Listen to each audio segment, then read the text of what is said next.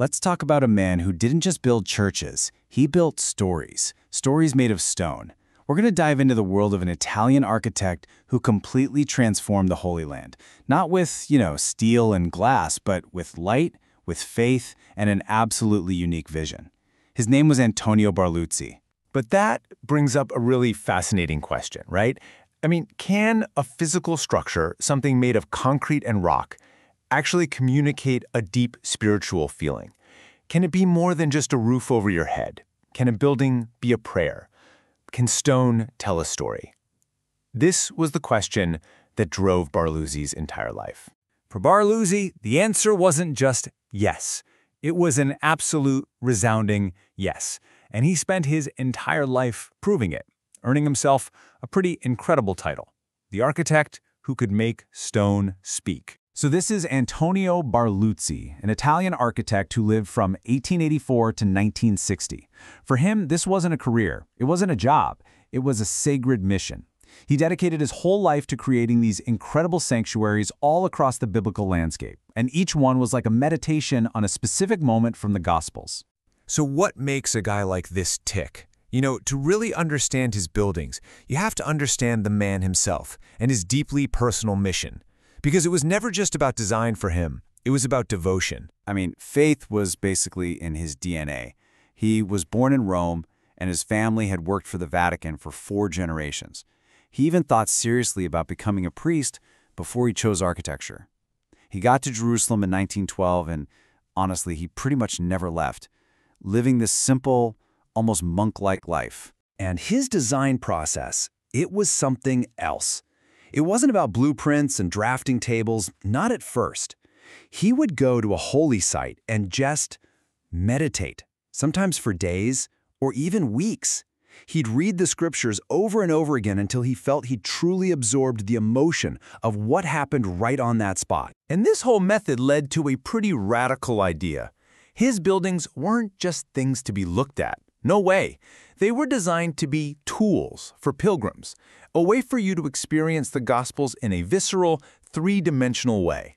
He didn't just want you to hear the story. He wanted you to feel it in your bones. So that's the philosophy. But what does it actually look like? Let's jump in and check out a few of his most iconic churches. Each one is a masterclass in telling a story without words. Okay, first up, the Church of All Nations. This is at the Garden of Gethsemane. And here, Barluzzi does something brilliant with contrast.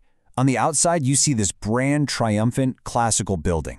But the second you step inside, bam, everything changes. It's dark. The only light is filtered through this deep violet-colored alabaster, and the ceiling looks like a dark, starry night. You are instantly dropped into the sorrow and the loneliness of that night. Now, from that deep, sorrowful darkness, Barluzzi's next masterpiece takes us somewhere completely different, to a place of radiant light and teaching. This is the site of the Sermon on the Mount, and a totally different story, one of hope and blessings, needed a totally different design. The inspiration here, the core idea, came from the Beatitudes. Those are the 8 blessings that Jesus gave in his sermon, about peace and mercy. They're absolute pillars of Christian teaching. And for a guy like Barluzzi, who thought in symbols, the entire design for this church could be unlocked with just one single, powerful number: 8. So, what do you do with the number 8? Well, you build an 8-sided church, an octagon, one side for each beatitude. And remember how dark that last church was? This is the polar opposite. It's just flooded with light. Huge windows give you these panoramic views of the Sea of Galilee, connecting the sermon directly to the very landscape where it was first spoken. It's pure Barluzzi, stripping everything down to its simplest, most powerful form.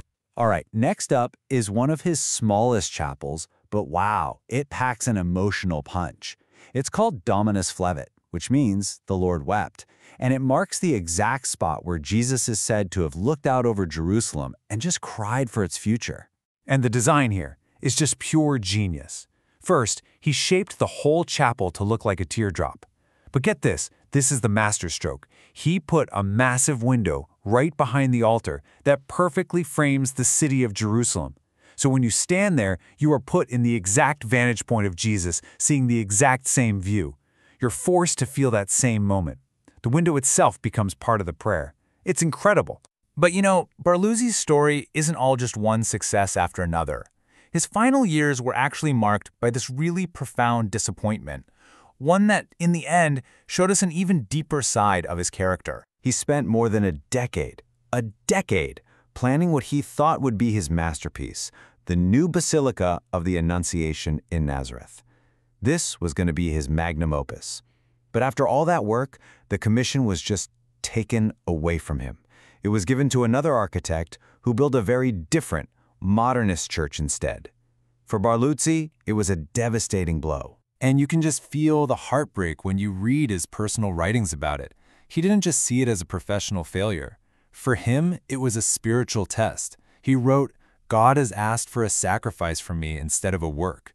He genuinely felt like his career was over. But that feeling of failure, that's not where his story ends. Not even close. In fact, this is where we discover his true legacy. Because while his career building with stone might have come to a painful end, his most enduring act of building was actually still to come. So, to get this next part, we need to rewind the clock a few years. After finishing one of his big projects, Barluzzi, again, this is a guy who lived a super simple life, he found himself with a huge payment, 200,000 lira. That was a ton of money back then. So what does he do with all that cash? He doesn't buy a fancy villa. He doesn't invest it. Nope. In 1925, he gave every single lira to an order of nuns. They were trying to start a home for orphan kids in Rome, and he became the very first benefactor for what they called Rome's forgotten children. And get this, that one small home he helped start, it has since grown into a worldwide organization helping kids everywhere, from Brazil to Congo to Romania. So in the end, maybe Barluzzi's greatest legacy wasn't in the incredible sanctuaries he built from stone, but in the lives he helped build. You could say his real masterpiece was built with living stones. And all of this leaves us with one final thought.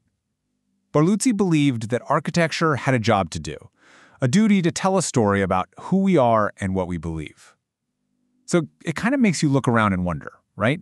The buildings going up all around us today, what stories are they telling about us?